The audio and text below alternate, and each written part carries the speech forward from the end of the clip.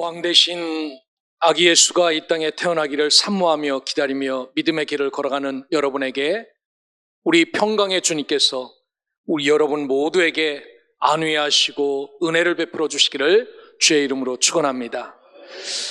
우리 옆 사람하고 한번 인사하겠습니다. 하나님 계십니다. 그것으로 충분합니다. 그렇습니다. 우리 하나님 계시기에 그것으로 충분합니다. 지난 한 주간은 개인적으로는 큰 슬픔도 기쁨도 감사도 사랑도 느꼈던 한 주간입니다. 저희 어머니께서 지난주 화요일 날 하나님의 부르심을 받았어요. 그리고 목요일 날 장례를 지냈습니다. 우리 어머니께 감사드렸어요. 어머니 화요일 날 돌아가셔서 너무 감사합니다.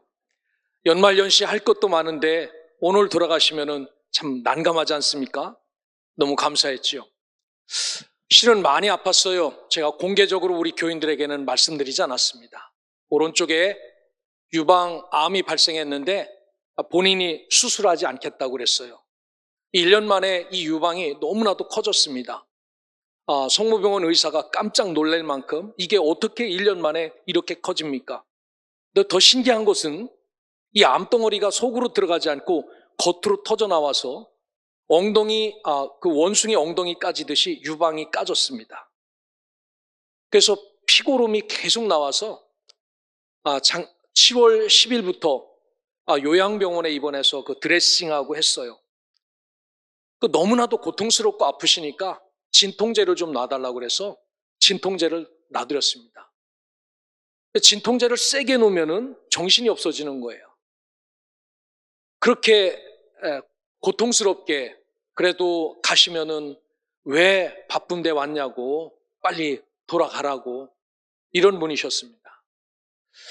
실은 이분이 사랑이 되게 많았어요. 우리 동생들이 막 엉엉 운 거는 이분이 너무 사랑이 많아서 그 사랑을 기억하면은 갚을 길이 없어서 남자들인데도 얘네들이 우는 애들이 아니거든요.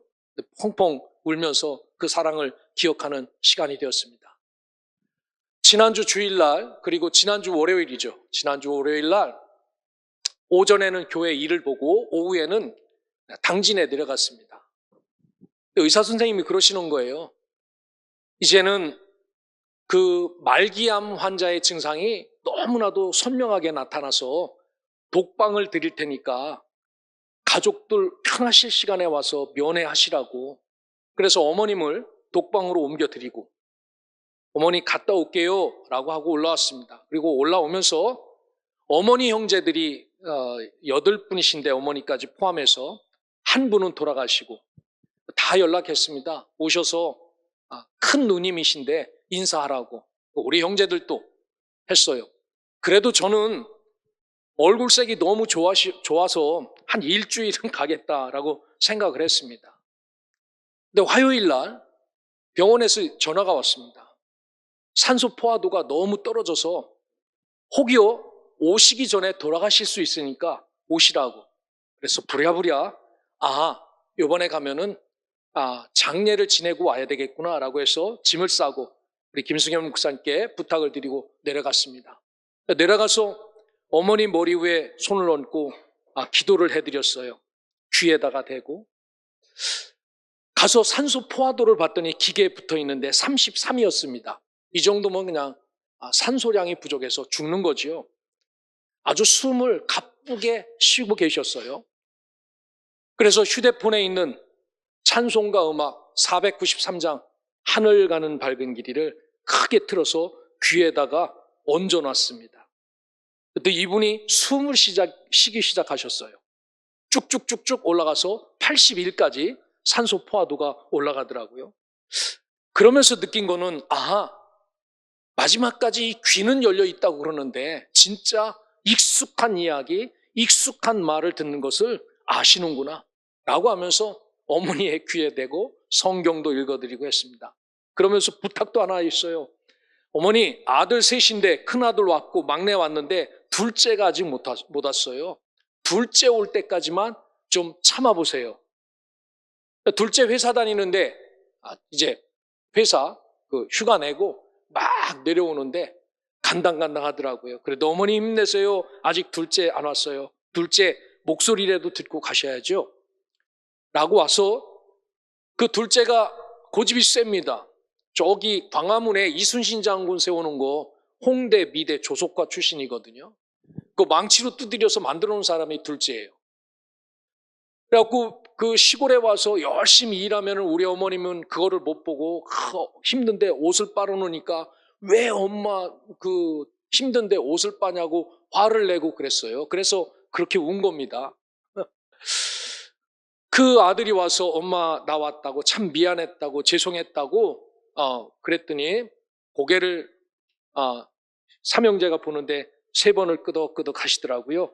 그리고 아주 편안하게 그 둘째 아들 목소리 듣고 5분 만에 하나님의 부르심을 받았습니다. 여러분들이 격려해 주시고 위로해 주셔서 너무 감사하고, 또 우리 그 외삼촌 이모들이 그 어머니 형제 6분이 끝까지 자리를 지키고 마지막까지 자리를 지켜주셨는데, 그분들이 가시면서 너무 조카들 고맙다고 여러 초상집을 다녀봤는데 이렇게 은혜스러운 초상집은 처음 봤다고 말씀을 하시더라고요.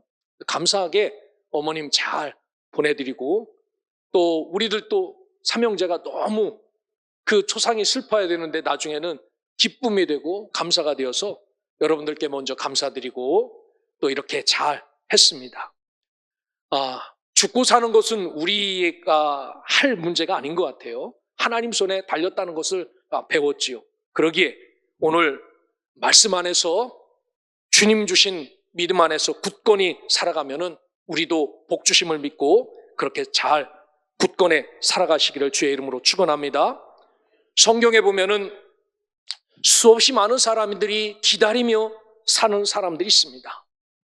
예수님이 태어나기 전에는 이 민족, 이 백성을 구원할 메시아가 왔으면 좋겠다, 그분이라도 한번 보고 갔으면 좋겠다라고 그렇게 기다렸던 사람들이 있습니다. 예수님이 태어난 뒤에는 이 예수가 왔다는데, 메시아가 왔다는데 이분 한 번만 만나보고 싶다라고 기다렸던 사람들이 있습니다. 그래서 성경 이곳저곳에 기록되어 있는 그 백부장 이야기가 그거죠. 예수를 만나 자기 하인을 고치려고 했던 백부장. 세상에서 이만한 믿음이 있는 것을 내가 보지 못했다라고 말합니다. 누가복음 19장에 보면 삭개오가 그랬습니다. 너무 부자였어요. 세리장이었습니다. 그런데 이 주님을 만나기를 기다리다가 돌 무화과 나무에서 주님을 만나 그의 인생과 삶이 완전히 변화되는 것을 봅니다. 요한복음 11장에 보면요, 죽은 오빠 나사로를 살리기 위해서 예수님을 하염없이 기다렸던 두 자매가 있어요. 마르다와 마리아. 언제 올지 모르는 예수님을 기다리다가 이미 장사한 지 3일이 지나 예수님이 오시자 왜 이제야 오셨냐고 예수님의 가슴을 치며 하소연했던 자매였습니다. 하지만 예수님은 기다린 그들의 믿음을 저버리지 않고 그의 형제 나사로를 살려주셨지요. 마태복음 27장에 보면 힘없이 죽어 무덤에 묻힌 예수를 부활하기를 기다렸던 여인들의 이야기가 나옵니다.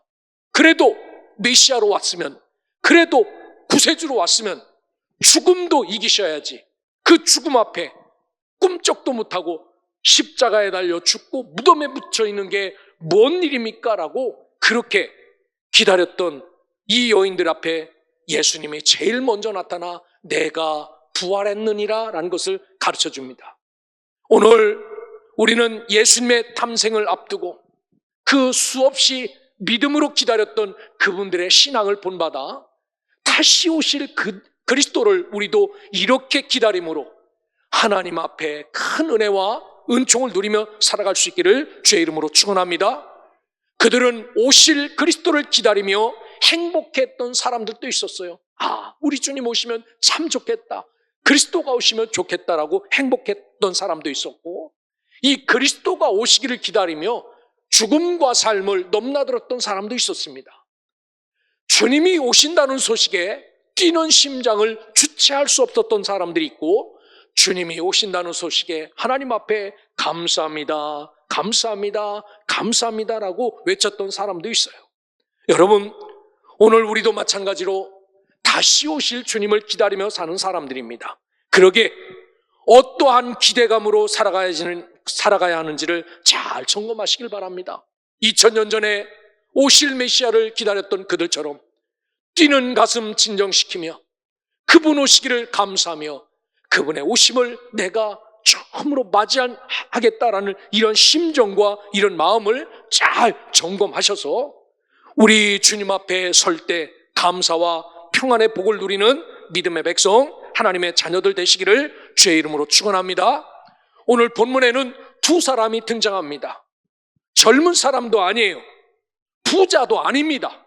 권력을 갖고 있는 것도 아니고 힘도 없고 기력도 없는 다 늙은 노인 두 분입니다. 시몬과 안나라는 사람입니다. 어떻게 그들이 어떤 마음을 갖고 누구에 이끌려서 이 아기 예수 그리스도를 안고 이 구세주 놀라운 은혜의 고백을 했는지를 잘 보시고 오늘 우리도 믿음이 없어 오실 예수를 놓치는 자들이 아니라 믿음을 갖고 오실 주님을 잘 맞이할 수 있는 하나님의 백성, 하나님의 자녀들 되시기를 주의 이름으로 축원합니다. 오늘 어린 아기 예수, 여러분 아기 예수가 어떻게 보이면 메시아로 보이겠습니까? 아기 예수에게 어떤 일이 일어나야 얘는 구세주다라고 말할 수 있겠습니까? 그런데 시몬은 어린 아기를 안고 이게 바로 구세주고 이분이 바로 천지를 이끄실 빛이다라고 말합니다. 왜냐하면 오늘 성경에 보면 그는 의롭고 경건한 사람이다라고 말해요. 이 의롭다라는 말은요, 흠없는 거룩한 사람이라는 겁니다. 하나님의 말씀에 비춰 위로 보든지 아래로 보든지 옆으로 보든지 아래를 보든지 흠 잡을 데 없는 사람. 경건하다라는 말은 율라베스입니다. 뭔가 잘 잡고 있다라는 말입니다. 그러니까 오실 그리스도가 진짜 오신다는 진리를 꼭 잡고 살았던 사람이 바로 의롭고 경건한 사람 시몬이었어요. 그러기에 이가 이렇게 이런 것을 붙잡고 흔들림 없이 살았기에 아기 예수가 왔을 때 이분이 구세주입니다 라고 고백했던 것처럼 사랑하는 우리 소명의 성도 여러분, 10년 가운데 2000년 전에 시몬 마음에 의롭고 경건한 마음을 품고 살았던 것처럼 여러분에게도 의롭고 경건한 삶이 충만하기를 주의 이름으로 축원합니다.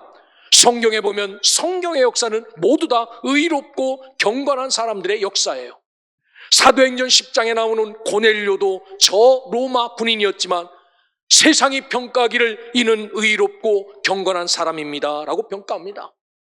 하나님께서 세상을 물로 심판할 때 쓰임받았던 노아도 창세기 6장 9절에 보면 노아는 의인이요 당대 완전한 자라라고 기록하고 있습니다. 하나님은 누구를 사용하시는가? 의롭고 경건한 자를 사용하시고 이들에게 제일 먼저 나타내 보이셨다라는 사실을 기억하고 어떤 상황 속에서도 흔들림 없이 다시 오실 주님의 약속을 꼭 붙잡고 의롭고 경건한 자 되어 살아가시기를 주의 이름으로 축원합니다. 두 번째, 시몬은 이스라엘의 위로를 기다린 사람이다 라고 말합니다. 이 위로라는 말은 헬라어로 파라클레시스라고 말합니다. 권고, 훈계라는 겁니다. 이와 뿌리를 같이 하는 게 보혜사라는 말이에요. 파라클레토스입니다. 누군가 나를 대신하여 변호해 주는 사람, 누군가 이런 길을 가야 올바른 길이라고 가르쳐주는 사람, 누군가 이런 삶을 살아야 하나님을 만날 수 있다고 이야기해 주는 사람, 이 사람이 보혜사인데 오늘 시몬은 진정한 증보자 되시며 위로자 되시며 변호자 되신 성령 하나님의 훈계와 권고를 기다리며 살았던 사람이다 라고 말합니다. 그렇지 않습니까? 아이가 한둘이었겠어요? 유대인들은 아이가 태어나면 정결례식을 통하여 수없이 하루에도 수백 명, 수천 명의 아이들이 성전에 들어오는데 그 많은 아이 가운데 어떻게 어른도 아니고 이 어린아이가 구세주라는 사실을 알았을까요? 다른 것 아닙니다. 성령의 권고와 위안을 기다리고 살았기에 나의 생각, 나의 뜻이 아니라 하나님의 뜻, 하나님의 생각에 순종하며 살았기에 이 시몬이 아기 예수를 만나 기뻐한 것을 볼 수 있지요. 여러분, 참된 위로자는 오직 한 분, 그리스도 성령 하나님이시죠. 하나님의 말씀에 귀를 기울이고 살아가시기를 주의 이름으로 축원합니다. 이분의 위로하시는 위로를 받으며 살아가시기를 주의 이름으로 축원합니다. 이분이 여러분에게 말씀하시는 권고를 잘 들으며 살아가서 앞으로 오실 주님을 잘 기다리며 믿음을 붙잡고 살아가는 주의 백성, 하나님의 자녀들 되시기를 주의 이름으로 축원합니다. 시몬은 성령님과 함께 했던 사람이에요. 25절에 보면 성령이 그 위에 계시더라라고 말합니다. 다 늙은 연세가 많은 그러한 노인이었어요. 그런데 그 위에 성령이 계시더라라고 말해요. 그리고 26절에 보면 저가 주의 그리스도를 보기 전에 죽지 아니하리라는 성령의 지시를 받았더니라고 말합니다. 기운이 없어지고 기력이 쇠하고 아무것도 알 수 없는 시몬을 붙잡고 성령 하나님이 너 죽지 않는다, 너 그리스도를 보기 전에는 죽지 않는다 라고 말하는데 시몬은 이 사실을 진짜 믿었다는 겁니다. 이게 꿈인지 생신지 그렇게 분간 못하는 것이 아니라 하나님의 말씀을, 성령의 위로를 진짜 믿었던 자다라고 말합니다. 27절에 보면 성령의 감동으로 성전에 들어가매라고 말합니다. 하나님께서 말씀하셨겠죠. 얘야, 이제는 성전 안으로 들어가라. 들어가서 어린아기 예수를 만나지 않습니까? 그렇습니다. 오늘 저와 여러분들도 시몬처럼 성령이 함께 할 때 하나님의 은혜 가운데 놀라운 사랑과 은혜를 누리며 하나님의 역사를 경험할 수 있다는 사실을 기억하고 성령이 말씀하시면 순종하고 성령이 가라 하시면 가고 성령이 서라 하면 설 수 있는 믿음의 백성, 하나님의 자녀들 되시기를 주의 이름으로 축원합니다. 오늘 이렇게 살았던 그러한 시몬은 누가 봐도 별 볼 일 없는 어린아기 예수, 이 예수가 이 세상을 구원할 자라는 표식이 하나도 없는 그저 그 어린아기 예수, 이 예수와 함께 하시는 하나님의 은혜를 보고 하나님 앞에 감사하며 살아가는 것을 볼 수 있죠. 성경에 보면 이 아기를 안고 이런 고백을 합니다. 야곱도 하나님 앞에 고백하기를 여호와께서 과연 여기에 계시다라고 고백했던 것처럼 시몬은 아기 예수, 예수님을 만나게 되고 아기 예수를 보고 찬송하며 고백하기를 30절을 보십시오. 내가 구원을 보았다라고 고백합니다. 여러분, 핏덩이 아기입니다. 힘이 있는 것도 아닙니다. 그 부모가 권력이 있는 것도 아닙니다. 이 아기가 어떻게 클 줄도 모릅니다. 그런데 그 아기를 보고 성령의 권고함을 받은 시몬은 내가 구원을 보았다라고 고백합니다. 오늘 우리에게도 이런 믿음의 눈이 뜨여지기를 주의 이름으로 축원합니다. 오늘 우리에게도 성령의 말씀하신 그 말씀을 진실로 믿으며 살아가시기를 주의 이름으로 축원합니다. 이렇게 구원을 보았다라고 고백한 시몬은 31절에 보면 이는 만민 앞에 예비하신 구원자요라고 말합니다. 그 아기가 자라서 세상의 구원자가 될 것을, 이는 만민 앞에 예비되어진 구원자가 바로 이 아기 예수다라고 말합니다. 그리고 32절로 넘어가면 이는 이방을 비추는 빛이요 이스라엘 백성의 영광이다라고 말합니다. 이 아기 예수가 이방을 비추는 빛이 되고 이스라엘 백성의 영광이 될 것이다 라고 말합니다. 어떻게 이 다 연세가 들어 이제 모든 기력이 다 쇠한 이 시몬이라는 이 할아버지에게 성령이 임하자 하나님께서 그 깊고 깊은 숨겨져 있는 하나님의 계획을 다 볼 수 있었던 것을 오늘 잘 기억하시고, 저와 여러분들도 하나님의 영이 충만하고 이분이 오늘 우리에게 말씀하시면 그 말씀하신 대로 순종하여 이 교회 안에서, 이 하나님의 전 안에서 다시 오실 주님을 맞이하는 믿음의 백성, 하나님의 자녀들 되시기를 주의 이름으로 축원합니다. 오늘 성경에는 두 번째로 성전에서 주 예수를 만난 아셀 지파 마누의 딸 안나라는 여선지자가 36절에 나옵니다. 참 기구한 운명을 살았던 사람이에요. 결혼해서 7년을 살다가 남편이 죽어서 사별한 데 84년의 세월이 흘렀습니다. 한 20세 때 결혼했으니까 한 27살까지는 남편하고 살고 자식도 없이 홀로 되어서 평생을 산 사람입니다. 요즘도 그렇지 않겠습니까? 2000년 전에는 이 여인이 얼마나 핍박과 조롱의 대상이 됐겠습니까? 만나는 사람마다 얼마나 기가 셌으면 남편을 잡아먹었느냐, 얼마나 나빴으면 그랬겠느냐. 여러분, 많은 사람의 조롱의 대상이었고 비판의 대상이었겠지요. 그 노인 84세 동안 살면서 아기 예수를 극적에 만나요. 이렇게 된 이유가 있습니다. 오늘 성경에 보면 37절, 성전을 떠나지 아니했다라고 말합니다. 세상에서는 실패한 여인이고 세상에서는 아픔 많은 여인이었지만 그는 그럼에도 불구하고 성전을 떠나지 아니했다라고 말합니다.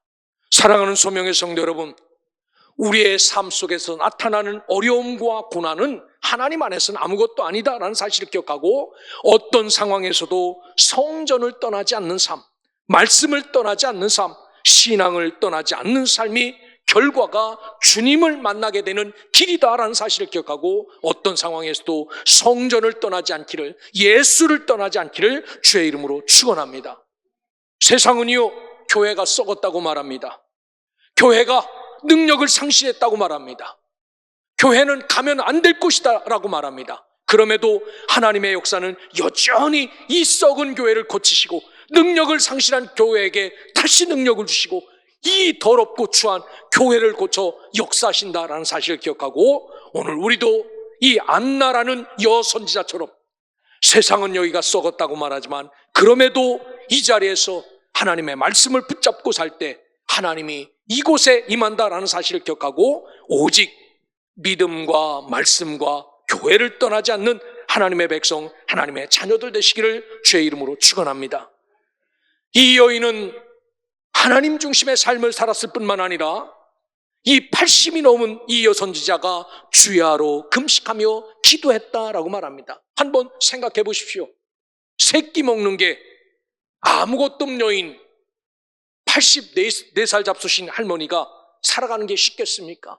아마 제가 보기에는 주야로 금식했던 이유가 먹을 것이 없었을 것 같습니다. 지금처럼 음식물 쓰레기가 많이 나오는 것도 아니고 그저 빵 구워서 먹는데 누가 와서 불쌍하다가 주면 먹고 없으면 안 먹고 금식하며 살았던 여자였겠죠. 아주 인생으로 보면 불쌍한 여인이었죠. 그런데 오늘 이 여인은 먹을 것이 있을 때는 먹었겠지요. 먹을 것이 없을 때는 그것을 다 버리고 절제하고 하나님 앞에 기도하였다라고 말합니다. 희한하지 않습니까? 빵 찾으러 밖에 나가면 안 되나요? 이 여인은 빵 찾으러 밖에 나가지 않았어요. 그저 성전 안에서 살았습니다. 이 말씀이 주는 의미가 뭘까요? 여러분, 이겁니다. 우리가 살면서 육적인 즐거움, 세속적인 즐거움 다 누리고는 주님을 만날 수 없다라는 메시지가 강하게 있어요. 먹을 것 다 먹고 가볼 때 다 가보고 누릴 것 다 누리고는 이분을 만날 수 없다라는 겁니다.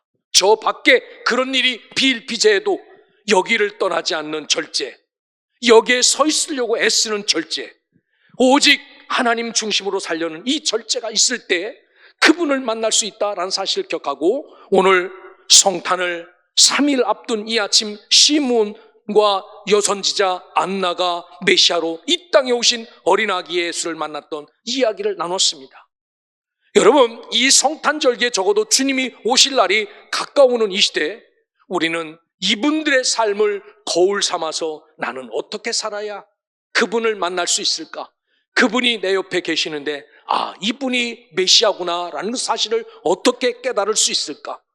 어떻게 살아야 이분을 한번 안고 이분과 함께 정말 감사합니다라고 고백하며 그 나라에 들어갈까? 이것을 잘 깨닫고 정리할 수 있는 믿음의 백성, 하나님의 자녀들 되시기를 주의 이름으로 축원합니다. 성경에 보면 시몬이라는 할아버지는 성경에 하늘의 의로운 자로 하늘의 은혜를 기억하며 정말 하나님 말씀대로 살았던 사람이다라고 말합니다. 그렇습니다. 오늘 주님의 목소리와 주님의 말씀에 순종하며 살아갈 수 있기를 주의 이름으로 축원합니다. 안나라는 여인은 성전의 밖을 나가보지 않는 그런 여인이었습니다. 하나님을 모시고 모든 일이 이 성전 안에서 이루어지고 마감될 것을 알고 성전에서 주님을 기다렸던 여인입니다. 이 여인이, 이 할아버지가 오실 예수 그리스도를 만나 구세주가 되고 빛이 되고 영원한 생명이 되심을 고백한 것을 우리가 들었습니다. 그러기에 오늘 저와 여러분들도 하나님의 인도하심 속에 다시 오실 주님을 기다리며 살아가시기를 주의 이름으로 축원합니다. 때로는 금식하고 때로는 기도하며 절제하는 삶으로 하나님 맞이하기를 기다리며 살아갈 수 있기를 주의 이름으로 축원합니다. 우리가 기다림은 교회 밖이 아니라 이 교회 안에서 오실 주님을 잘 기다려 그 주님을 기쁘게 맞이하시는 예수 그리스도의 참된 백성들 되시기를 주의 이름으로 축원합니다.